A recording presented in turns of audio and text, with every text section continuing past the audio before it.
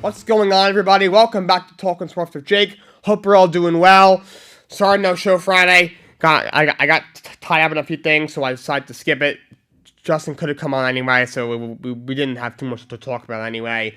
So we got a lot to talk about today, so let's jump right in. Got a little bit of sad news. Tim McCarver, he passed away a few days ago. Great player. He was the personal catcher, actually, for Bob Gibson and for Steve Carlton with the Cardinals and the Phillies, respectively.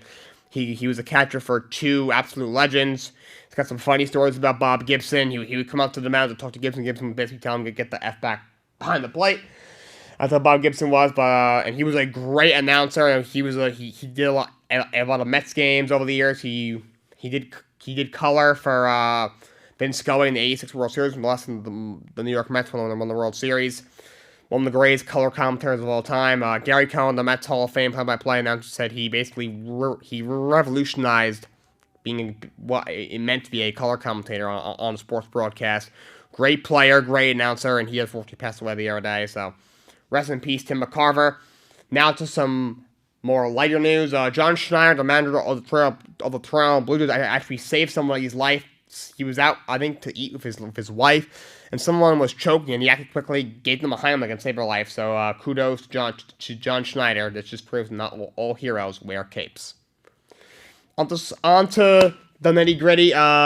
We had a couple of small free agent signings. Angels signed Matt Moore, 1 year, $7.5 million. Matt Moore was the guy. He came up as a starter. He was with the Rays. He had some real good years with the Rays. Had a lot of arm problems the last few years.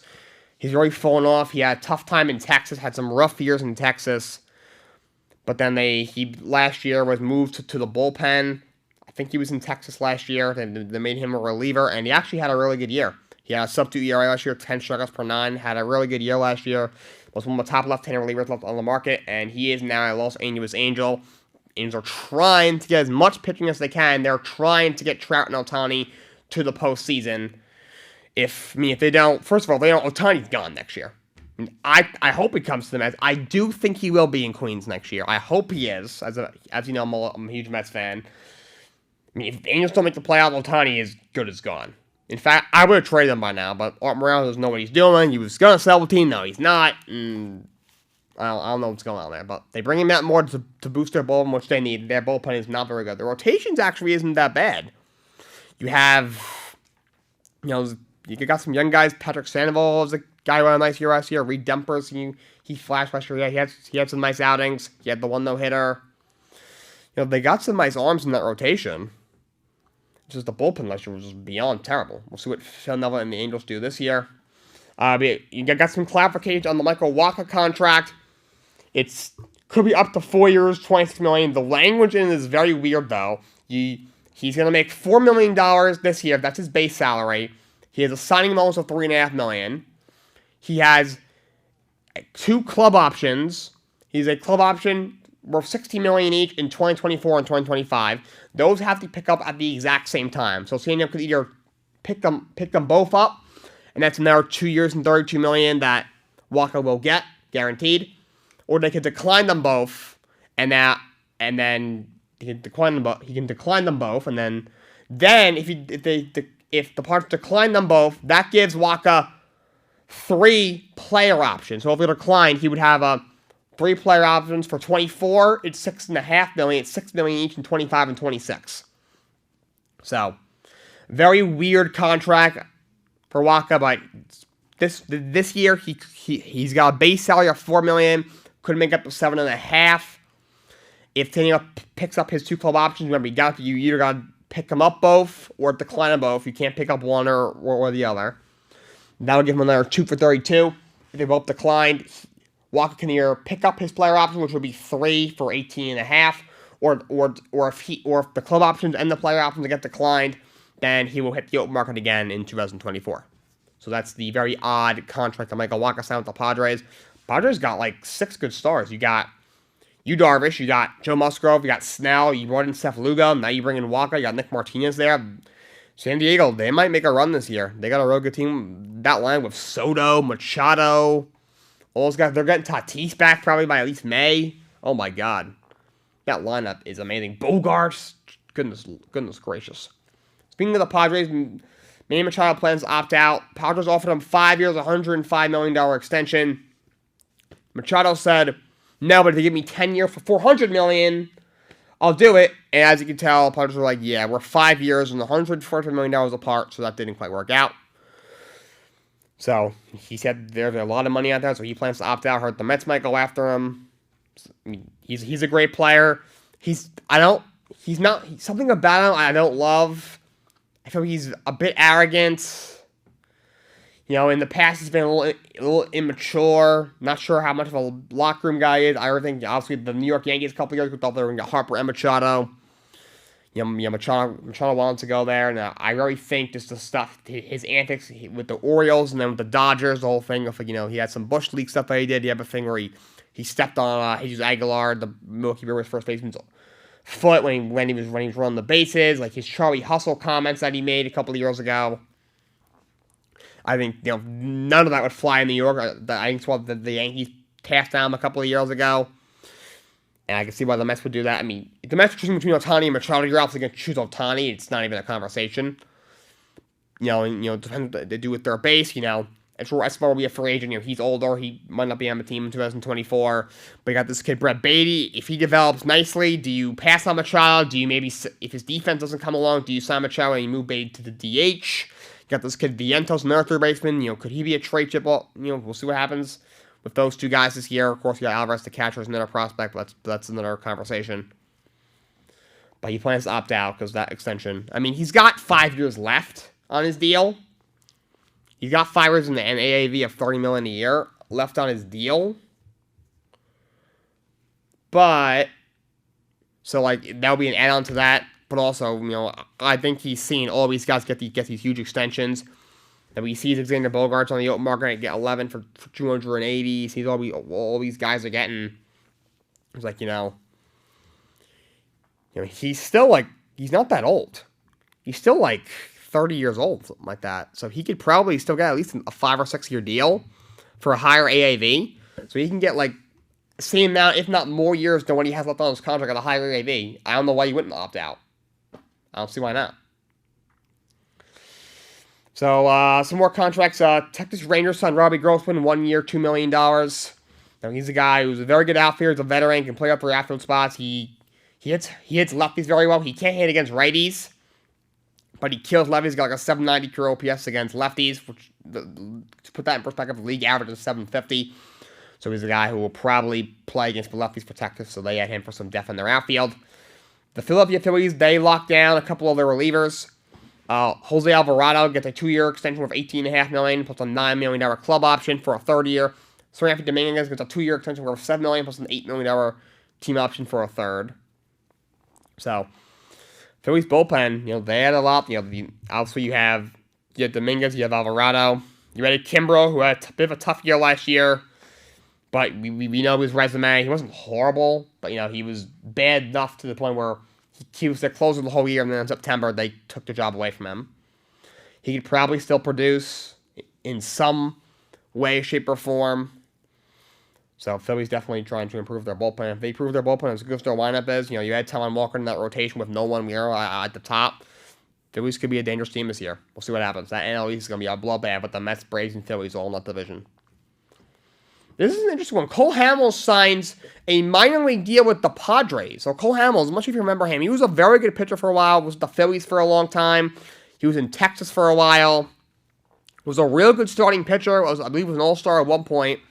He signed a 1-year deal, I think it was $18 million in the pandemic year with Atlanta. Then he had a bunch of shoulder problems, never ended up pitching for them. Was not in the league the last 2 years, had a bunch of injuries. He's finally healthy, and the Padres give him a minor league deal. I mean, he's much older now. He hasn't pitched in the last 3 seasons, but the last time he pitched in 2019, I believe for Texas, he was still a solid middle rotation star. So we'll see if he can help San Diego. That could be another guy for San Diego. Could be another option in the rotation for San Diego. Worst case, he can give you some innings out of the bullpen. That could be. We'll see what happens there. The White Sox re-signed Elvis Andrus, 1 year, $3 million. Andrus, of course, is much older. He's now 34 years old. Was a shortstop for Texas for a very long time. The last couple years has really struggled. He bounced around. He was in Oakland for a bit. White Sox picked him up late last year when they had a bunch of injuries. And he filled in for an injured Tim Anderson and played pretty well. Hit the best he had hit in the last couple of years. He had think like a 780 or 770 OPS in 483 games. A small sample size, and he didn't blowing it out of the water. But he was solid down the stretch for the White Sox. The White Sox, he's actually going to play second base. He'll most likely be their everyday second baseman on opening day. White Sox got the second worst amount of production out of their second baseman last year. Maybe Larry Garcia, they had a bunch of injuries, so Larry Garcia had to play second base every day. So opening day, he'll most likely be their everyday second baseman. So we will see what happens. But that's the plan right now. Don't tell me about our free agency news, but still have a bunch of other random MLB news. Frankie Montas, Yankees starting pitcher, might miss the entire season with shoulder surgery. That's a weird one. He was the guy whose last few years has emerged as a really good frontline starting pitcher for the Oakland A's. He has sub-3 ERA for the second or third year in a row last year for the A's. Yankees make the big trade. They get him, and they also get Luke Trevino as one of the relievers. They get him in that trade. They send 4 guys the other way to Oakland. He didn't pitch well for the Yankees. He had an ERA over 6 in the regular season. He really didn't factor too much into the postseason. He may have made a couple of appearances out of the bullpen, but that's about it. And now all of a sudden he might miss the entire season. Boone said maybe they get him back very late.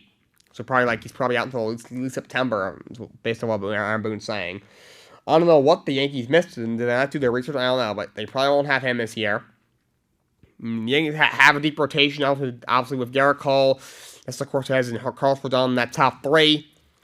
Severino, when healthy, is very good. Of course, that's a big if. You do still have him. Domingo Roman was a good fill-in starter last year. You probably bump him into the rotation with Montas out. We'll see if they make a move, because if they lose one more guy, they could be in trouble. And we all know all the injury concerns with Luis Severino. So we'll see what happens. But probably no Montas this year for the Yankees. Steven Strasburg, another setback in the bullpen. There's no timetable for his return. I don't know what's going on. He's always had injuries throughout his career, but 2019 he finally stayed healthy. Had that huge year where it was worse for his MVP. He also got that huge contract, 7 years, $245 million. He made a couple of starts in 2020 during the pandemic year. Had thoracic outlet syndrome surgery, and since then his body has not responded. He's made 7 starts for the last 3 years. When he's on the field, the dude's a top 10 pitcher in the league for sure, but he just can't stay on the field. And that contract might be the worst contract in baseball. To him and Patrick Corbin, that's 2 horrendous contracts on the Washington Nationals. Royals signed Franmil Reyes on a minor league deal. Now he's much older now. That's just a death move. Jacob deGrom missed his first spring record. They pushed it back. I know it's minor, but look, I watched him pitch for 9 years. This is how it starts. It's like, oh, his side's bothering him. Oh, he has a blister. He misses a day. He comes back. He's fine. But then it just gets progressively worse and worse and worse. I don't know. Just all I'm saying, if you're a Texas Rangers fan out there, I don't know how many of you there are. I've never met anyone that's a Texas Rangers fan. They're an irrelevant franchise, but be careful. You should be worried. You should be worried. The Colorado Rockies extend Bud Black their manager in 2024. Colorado, they are so bad. Their owner's a freaking clown. That situation. Bud Black, he hasn't won a lot of the game, but he hasn't had a ton of help either. We'll see what happens with that. Trevor Story might miss the entire season. He had Tommy John a few weeks back, so at least till the All-Star break, possibly the full season. We'll see what happens with that. Probably because they moved him to second base last year and screwed up and so he had different arm slots, so it screwed up his shoulder or his elbow rather. I think that's what happened. Pirates outfielder Brian Reynolds, All-Star center fielder, his trade request does still stand.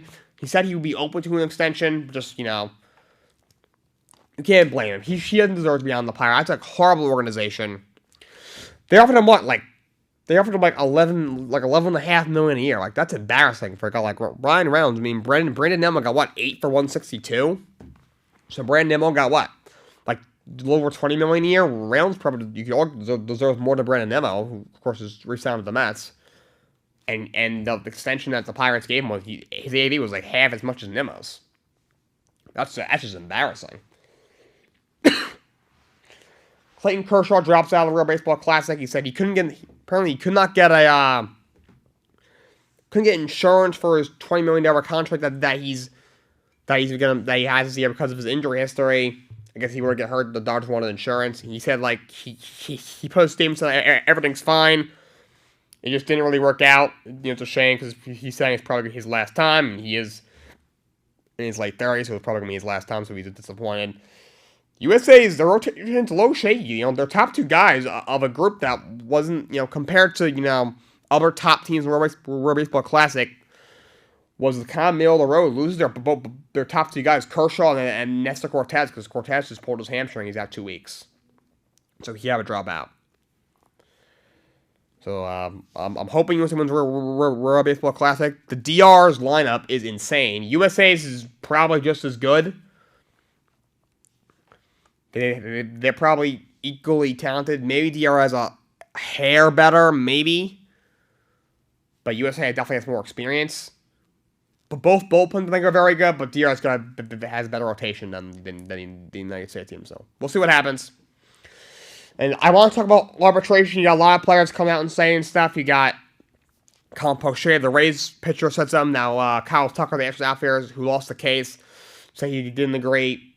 The system, it's a crapshoot. It doesn't work. They need to change it. What they do, they take a player's numbers compared with other guys in this position, and based on that, they decide so their salary go up or down. A lot of times, what happens a lot is the player files for a figure, and then the team file for a figure like a number that is given to them, and the player wants a few $1 million more. The team, of course, wants them for a few $1 million less, and usually they meet in the middle. If they do it by the arbitration deadline, then it's basically a 1-year contract. You have, you have 2 pre-arb years, and then you have 4 years of arbitration usually, and then you're a free agent.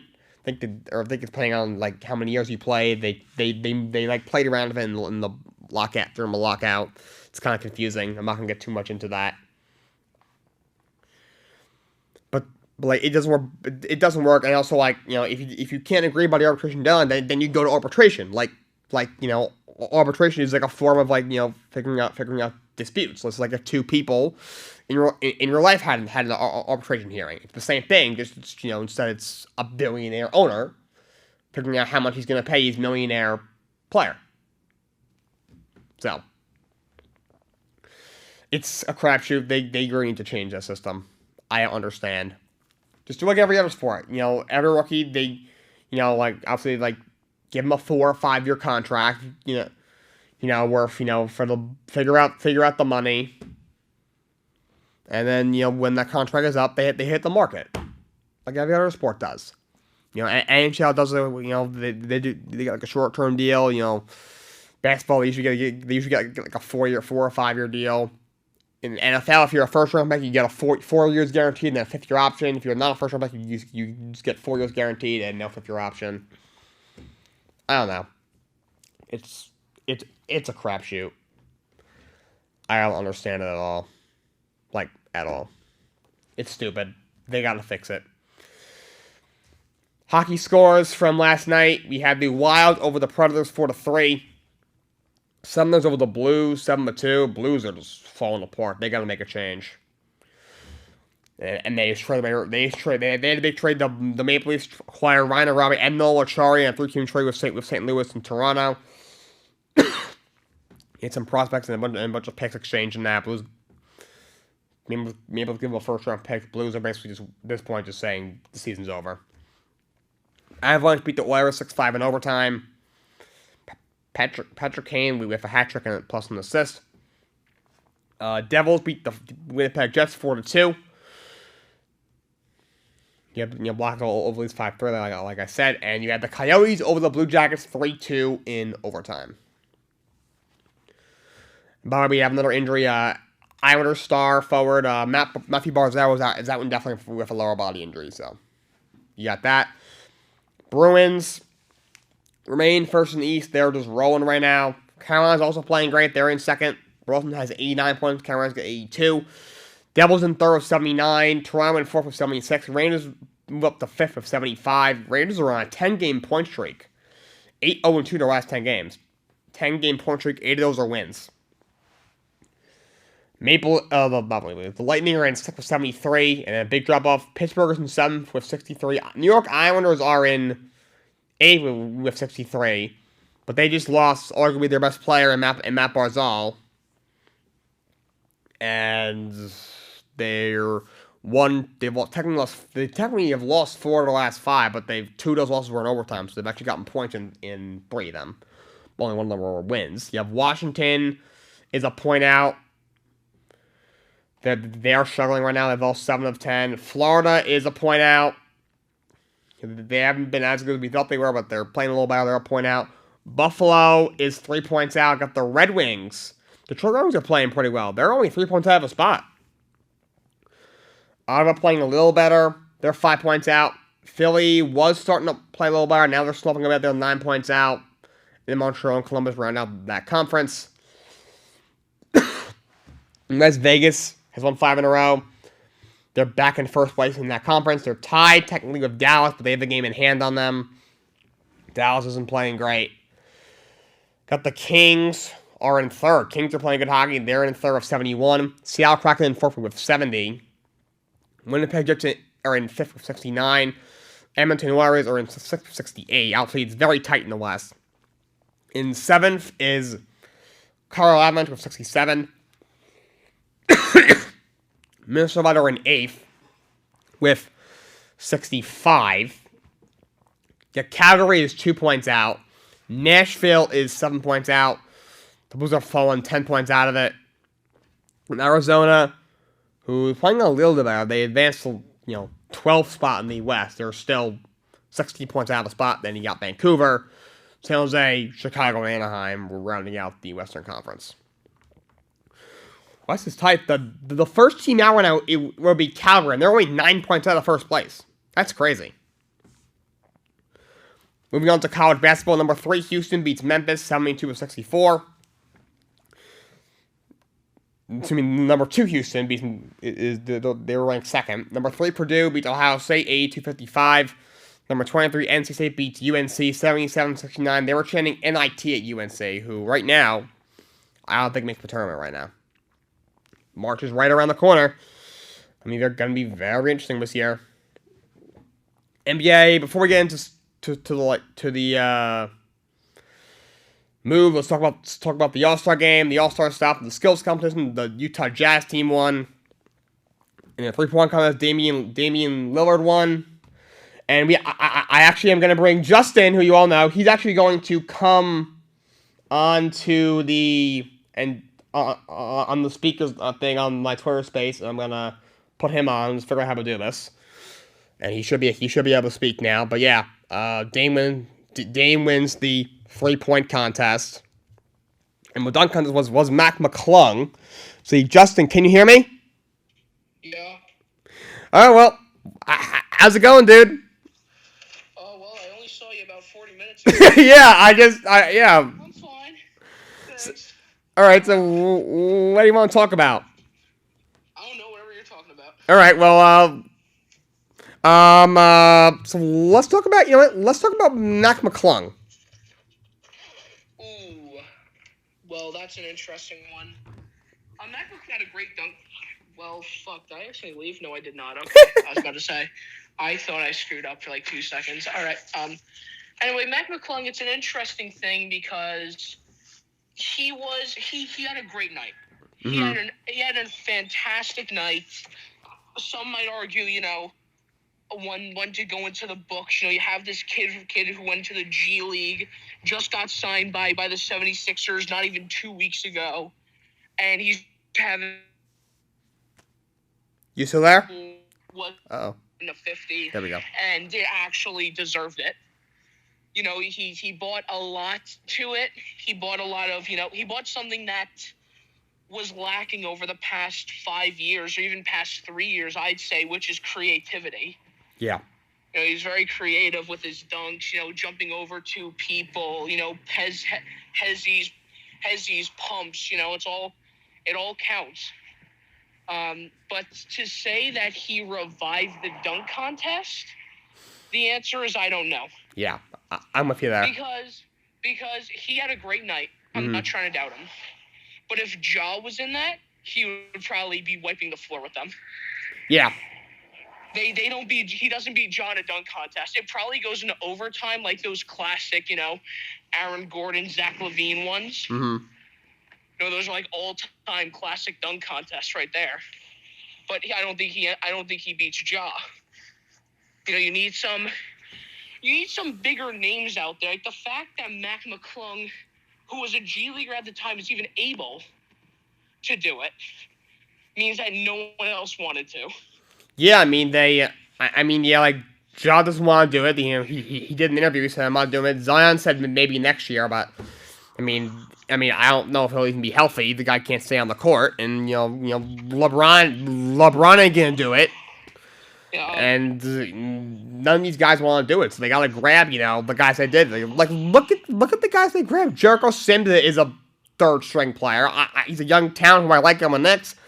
But if you don't live in even like probably the tri-state area, you might not know who the dude is. Trey Murphy's like a third string player. Who else is in it besides Mac McClung, who's a minor league player, and who else was in it? Oh, I think we lost Justin. And I think he'll be coming back on in a minute. But yeah, the G League, the Mac McClung definitely deserved to win, but saving the dunk contest, I don't know. Justin should be back on now. Yeah, what's up? Sorry. You're good. True Wi-Fi, you know how it is. Yeah, Wi-Fi here is horrible. But anyway, you cut out there. So what were you saying? I was just saying that, look, this dunk contest is kind of a joke. Like, look at the guys. Like, none of these big guys are doing it. Ja doesn't want to do it. Zion said he might do it next year, but if he might, I'm afraid he's gonna snap his leg doing it. The dude's so fragile. I guarantee you, if Zion does it, Ja does it. Maybe because I guarantee it. I guess. Like I think Justin, off camera, you've mentioned to me the reason Jamal might do it. He's looking, he's like Trey Murphy, Jericho Sims, Mac McClung. Jericho Sims is not a competition. Yeah, it's just not. I mean, he's extremely athletic, but he's not like a dunk contest kind of guy. Yeah, he is. And also, I just want to say this.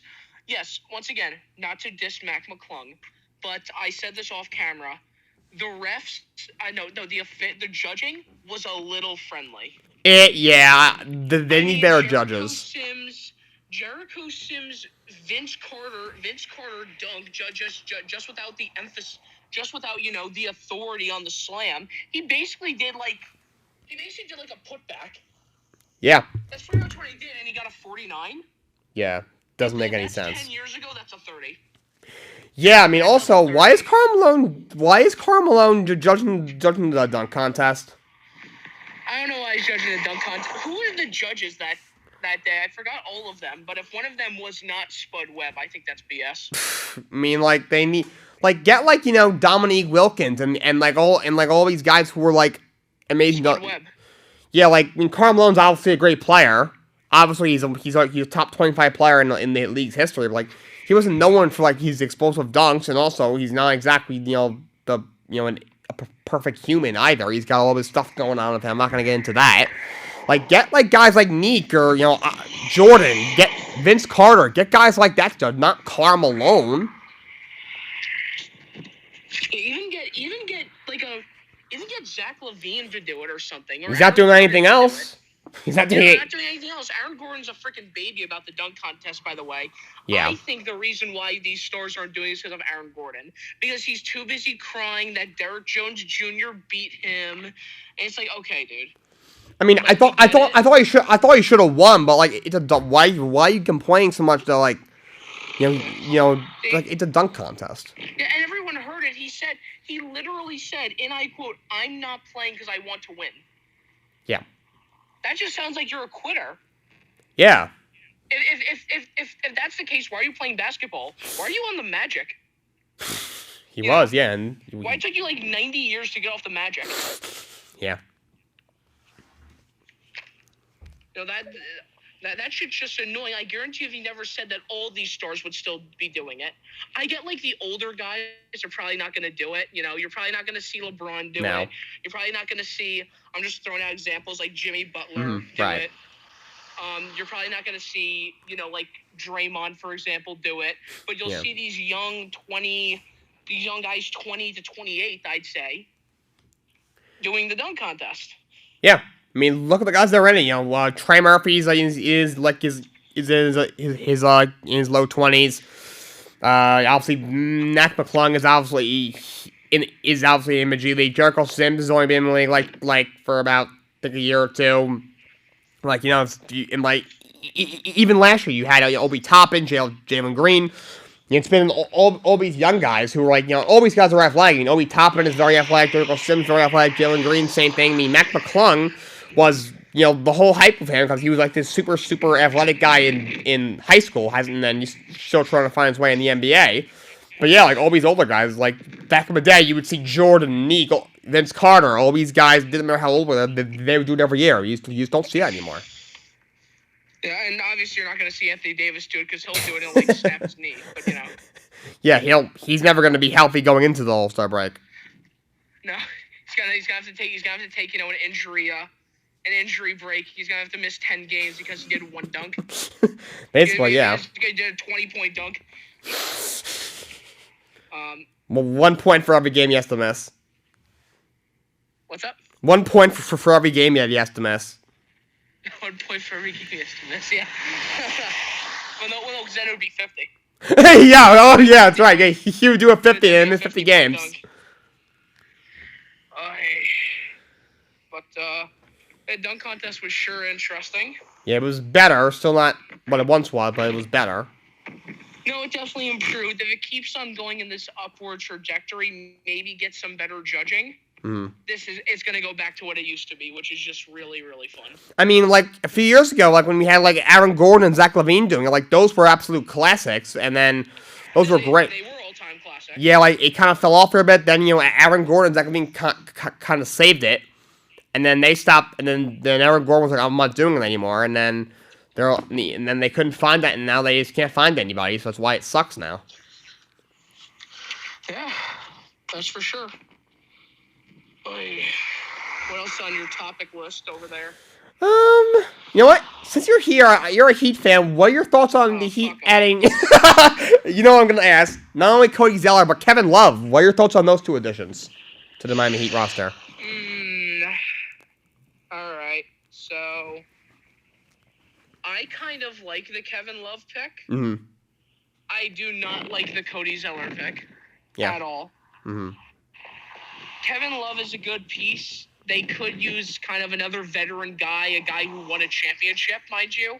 Yeah.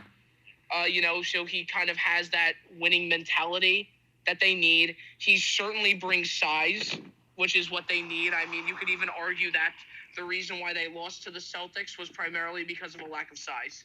Mm-hmm. And by the way, Stephen Farrell's coming on the mic for you, but yeah, they definitely need some front court depth. Outside of Bam, there isn't a ton there. Jovic is not playing that much. Yurtsevin is hurt. Dedmon's not there anymore. Kevin Love can definitely still help you, I think, on the bench. Cody Zeller will probably get like 10 minutes a game, I'm sure. Yeah, I don't know what they do. My main concern is that I just have no idea what Spoelstra's going to call for a starting lineup. Is he going to move Caleb Martin to the bench and then make Bam and Kevin Love for the starting front court duo? Or are they going to be the lineup in the last 5 minutes? Mm-hmm. Are they, I don't know where they're going to be. Is Kevin Love going to be a rotational piece? I don't know. I mean, I think at this point in his career, he's been coming off the bench the last couple of years. He actually had a nice year last year. Hasn't been as good this year. He isn't the same player anymore. So I would think he would come off the bench. But, like you said, now, obviously Cody Zeller will be coming off the bench. But it'll be see what Spoelstra does, because right now they're clinging to, 6. They've been, flipping with the Knicks 6th and 7th. See if, they're trying to make a push here, obviously. Yeah, Cody Zeller, though, that move, why? Once again, Pat Riley just sometimes likes to wake up one day and say, how do I fuck up the Miami Heat? How do I screw it over? How do I screw them again? Kevin Love was a huge buyout. It really was. I'm glad they didn't go for Westbrook. I really am happy about that. Mm-hmm. But then he decides, I'm making my fans a little too happy. Let's throw Cody Zeller in the package. When is Cody? Here's the thing, Yurtseven's coming back. Yeah. He's coming back. And everyone knows that when Yurtseven played, he was actually more impactful than people realize. Mm-hmm. He averaged a double-double when both of their centers were out. He would play, 35 minutes a game. He'd average like 16 and 11. That's crazy. That's good numbers for a guy who barely plays. Yeah. And now Dedmon's gone, so there's no one holding him back. Yeah. So Yurtseven's going to come back healthy. Going to come back. I don't know when, but hopefully after the All-Star break. Mm-hmm. He's not going to, Cody Zeller is not going to play. And if I do have him step onto the court, I'm going to call my mother, who's a fellow Heat fan, and I'm going to say, turn this shit off. I cannot willingly let my mom watch Cody Zeller play basketball. I just can't do it. So I hate it. I don't know what it's meant to be. It's not a name that, he's not going to do anything. He's useless. Was he playing this year? Because I haven't heard his name. Is he on a team this year? I don't know. He was on the Hornets, and then I guess because I don't know if they just suck or if they're tanking or both. But either way, Cody Zeller is not going to be the guy you put in to say, oh yeah, let's tank, because he stinks anyway. He's not the piece you put in to tank. He's not going to play that much. He's only going to probably, you got Bam. You have Bam already starting. You know the lineup better than me, but they go, was it Lowry? It's Jimmy Buckets, Bam. Their starting lineup was Lowry, Hero, Mm. Bam, Jimmy Butler, and Caleb Martin. Okay, so you have Caleb Martin you probably have playing him at the power forward. Bam's probably playing center. So now Kevin Love can kind of spell those guys. And Caleb Martin's actually been playing he's really stepped up. Yeah. This year, he's kind of, he's basically done what, he basically has what they need. He can actually create his own shot. He's good on the inside. He's good from three. Yeah. He's good defense. He's really stepped up in that power forward position, even though he's a little bit of a smaller guy. Yeah, he's more of a 3 than a 4. Yeah. Yeah. So I prefer him to be maybe small forward, but probably like the backup to Jimmy Butler, which is fine. But I don't want that to happen if we're going to be running Kevin Love and Bam together, because I just don't know how that's going to work out, because then you're basically going to have no choice but to run Cody Zeller. Yeah, I think Bam and Kevin Love, if they're on the court at the same time, I don't think that's this huge clash, and I don't think it'll completely backfire. But Kevin Love is not a star at this point in his career, so he should be coming off the bench. So that's the problem. Caleb Martin, should he be your starting power forward? Probably not, but they don't have a ton of options, so that might be their best shot right now. Yeah, I agree. What do you think about Westbrook going to the Clippers? Because I did mention it. Yeah, they needed a point guard. I don't know. I don't like the guy. I don't even think he's a Hall of Famer. And I don't think he's not even close to what he once was. But if he can embrace, the 6th, 7th man role and be, your second point guard on the bench, he's a guy he's extremely athletic. He's still a decent scorer inside the 3-point line. And so he could probably still help. If there's shooters around him coming off the bench, I think he can still help a team. I think it's not a bad move. It's not going to move the needle a whole lot, but I don't think it's a horrible move. I think they have enough shooters there, the Clippers. He's playing with Paul George and Kawhi Leonard. Obviously, he's got chemistry with Paul George, obviously. Yeah, listen, Jake, I have to go. The shuttle's here. Okay. 2 things. Number 1, Westbrook's wash is not going to work. Number two, I wouldn't be surprised. Michael Jordan wouldn't have gotten injured in the All-Star game.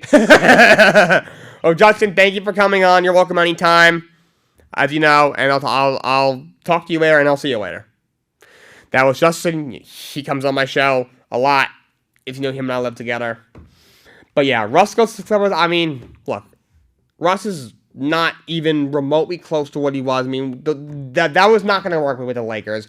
The Lakers need a scoring guard to complement LeBron and AD. Well, AD when he plays. And Russ wasn't even scoring when he was in OKC. I mean, yeah, he would put up 30, 10, and 12. But, he's always been a facilitator. And obviously, he's one of the most freakish athletes we've seen at the point guard position ever. So, I mean, I don't know how much, if it's going to work. It might not. I don't know. Either way, he's obviously going to move into a whole lot. But we'll see what happens. The 76ers pick up Dwayne Dedmon about a week ago. I was just mentioned that. So they have some depth behind Joel Embiid.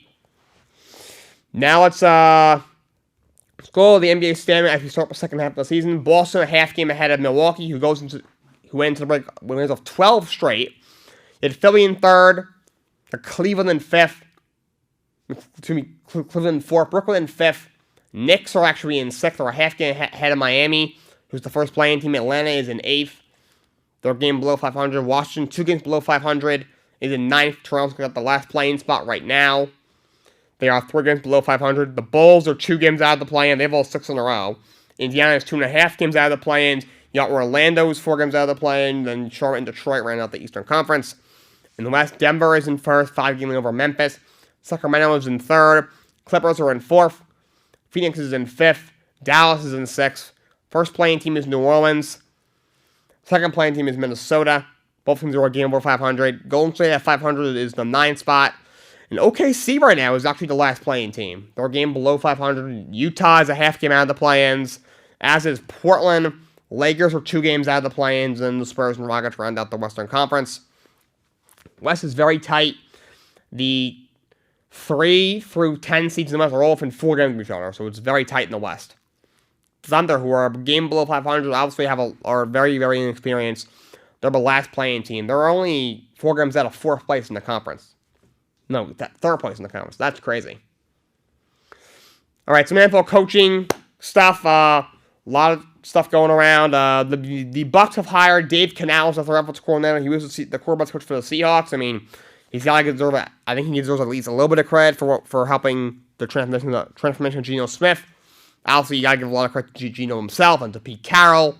But at least some of things got to go to Dave Canales. He's offensive coordinator now in Tampa. We'll see what happens in Tampa now. Commanders hire Eric Bieniemy as offensive coordinator with the Chiefs. Interesting, Bieniemy, that he leaves. He wants to be head coach. And you probably think, right, he's going to be Andy Reid's show as long as Andy's there.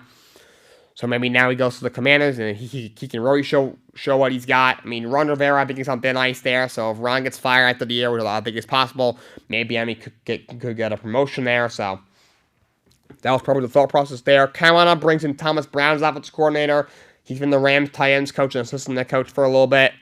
He's been a hot candidate for offensive coordinator opening. He has even done some head coach interviews. Carolina's hired a very nice staff. Frank Reich has done a good job. I mean, he brought in Thomas Brown as offensive coordinator. He brought in Jero Rivera as his D coordinator. Deuce Staley is his running backs coach. Jim Caldwell is on his offensive staff. You know, D'Angelo Hall from our 3-time Pro Bowl DB as his assistant D-backs coach. A nice staff in Carolina he's got. Texans hire Shane Day, a senior offensive assistant. He was the quarterback coach for the Chargers the last couple of years. He's been a candidate for offensive coordinator in the past. Chargers let him go. I believe he was on the 49ers staff at one point, which is probably why he had the connection with DeMeco Ryans, who's, of course, the new coach of the Texans, was the coordinator with the Niners before going to Houston. So that's the connection there. So he joined the Houston's offensive staff. This is the Chargers defensive coordinator Ronaldo Hale just left the Chargers for a lesser role with the Dolphins. He's going to be the pass game coordinator for the Dolphins. Brandon Staley, out of respect for Vic Fangio, who is now the Dolphins defensive coordinator. He was Staley's former boss, but Staley was the defensive coordinator in Denver. Fangio was the head coach there. He let Ronaldo Hale join his former boss. So we'll see what they do with defense. Will Staley call it? I mean, Staley shouldn't even be there. He's terrible. I don't know why he's still there. But Chargers now need a new defensive corner. At this point, you might as well just have Staley run the defense. It's so late in the cycle. Arizona has found their coordinators. Now the Browns quarterback coach Drew Petzing as their offensive coordinator coach. I mean, I don't know much about the dude. I mean, the Browns quarterback situation wasn't exactly fluid last year. on or off the field for that matter, but we'll see what happens. And Jonathan Gannon brought along a friend to be his defensive coordinator. The linebackers coach in Philly, I believe, is who he brought with him to take over the position. By the way, this guy Gannon, I don't know much about him. He's a weird looking dude. And not like the way he looks, but first of all, he looks like a combination of James Murray from Impractical Jokers, what's his name? Pee Wee Herman and Kendall Roy from the show. If you don't know Kendall Roy, look up Kendall Roy from the show Succession. Looks like a combination of these three dudes. Like if Arizona loses, is he gonna have to do some stupid challenge like Murray does? He looks like James Murray. I don't know what I'm looking at. He had that one interaction with that player who's going like what? That was weird. He looks like a weird dude. He's like, hey, Bird Gang. I don't know. I don't know if that's gonna work. We'll see what happens. Eagles are still looking for a new offensive coordinator. Haven't done any interviews yet, but two in-house guys might get the job. Their quarterbacks coach Brian Johnson and their passing corner Kevin Patel, who both did a very good job, have been candidates for offensive coordinator all offseason. I heard one of those two guys could get a promotion to offensive coordinator. Colts trying to find a new offensive coordinator as well. They brought in a new head coach in Shane Steichen. They requested to interview Jim Bob Cooter, the passing coordinator for Jacksonville. He was offensive coordinator at one point for the Lions. And T. Martin, the wide receivers coach for the Ravens. That's pretty much all the offensive coordinator openings that are still left. On the other side of the ball for defense, it's Nick Rowley. It's the linebackers coach for the Eagles who got the D coordinator job. In Arizona, so Gannon brought along his former colleague. The Broncos are looking for a defensive coordinator. The favorite might be Rex Ryan, who's interviewed twice for the job. He, of course, was defensive coordinator for the Ravens, was head coach for Jets and Bills for 8 seasons combined, 6 for the Jets, 2 with the Bills. He wasn't a great head coach, but I do believe he's a very good defensive coordinator. I think he'd be a good choice for that job. I kind of hope he doesn't get the job because I love him. I love him on ESPN. I do miss Rex Ryan. I do think he maybe could have worked out. The Jets had a better quarterback for him, and even the Bills for that matter, but I do think he's a good defensive coordinator.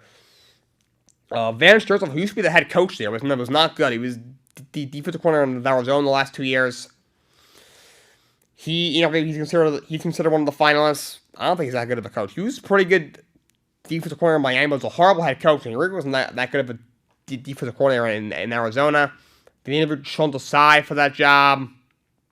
Mike Zimmer was mentioned as a candidate. He wasn't that good of a head coach for Minnesota. He was kind of overrated, was kind of fired a couple of years too late. But he's a very good defensive coordinator. They also interviewed Chris Richard, former Saints co-defensive coordinator. Of course, was D coordinator for the Seahawks at one point, and they had all those great defenses.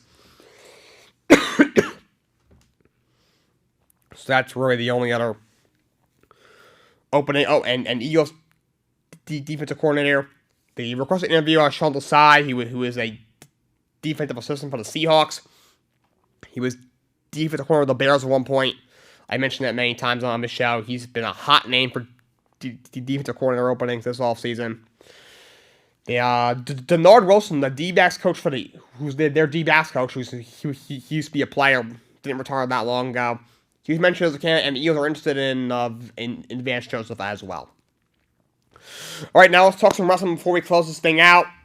But my Elimination Chamber was amazing, absolutely spectacular. Another great job by Triple H. In the women's chamber, you had Asuka defeat 6 other women. She will face Bianca Belair at WrestleMania. That is going to be a blockbuster match. Both the women's matches are going to be incredible. Charlotte against Rhea for the SmackDown title, and Bianca versus Asuka for the Raw title. You had in Brock Lesnar and Bobby Lashley. Brock Lesnar was in the Hurt Lock, and then he kicked Bobby Lashley low, which got him DQ. But then he beat the living crap out of Bobby Lashley and the referee. He F5'd the ref, he F5'd Lashley, then he F5'd Lashley through the announcer, then he F5'd the ref again. That'll probably get him fined, but, he can afford it, I'm sure. But I did think it was a weird ending, but I did think it was a very good match. Edge and Beth Phoenix defeat Finn Balor and Rhea Ripley in the mixed tag team match. Great match. You had the men's chamber. You had Austin Theory retain the U.S. title. Boy, Bronson Reed looked really good. That guy, he's a monstrous man. Montez Ford looked really good. And, obviously Seth Rollins was about to curb stomp Austin Theory. And then Logan Paul, obviously, Seth Rollins made some comments on our podcast saying he doesn't like Logan Paul. Logan Paul came into the chamber and then, laid out Seth Rollins, and then Theory pinned him and retained the U.S. title. So, hopefully that sets up Logan Paul versus Seth Rollins at WrestleMania, because that'll be interesting, because they actually don't like each other in real life. That podcast was not scripted. So, we'll see what happens there. Great match. And then Roman Reigns against Sami Zayn, an amazing match. Roman does retain. Then, obviously you had Jimmy Uso try interfering. Then Jey Uso, stepped into the ring. Roman, was going to have him hit Sami with the chair when the referee was knocked out. Jey wouldn't do it. Looked like he was going to possibly thinking about hitting Roman, but he didn't do it. And, of course, after the match, who came out? You had Kevin Owens came out and saved Sami Zayn, and they both beat up Roman Reigns after the match. It was a very cool moment for Sami. The crowd in Montreal, where he's from, loved him. It was incredible atmosphere. You could tell Sami Zayn was a little emotional. After the match, during the match, it was just surreal. It was a really good moment, not only for Sami Zayn, but for Kevin Owens. Both, those two guys came up in the industry together. They've been friends a long time. Both from Montreal. It was very cool atmosphere. It was a great pay-per-view. All right, that's all I got for you guys. Until next time, so long, and have a great day.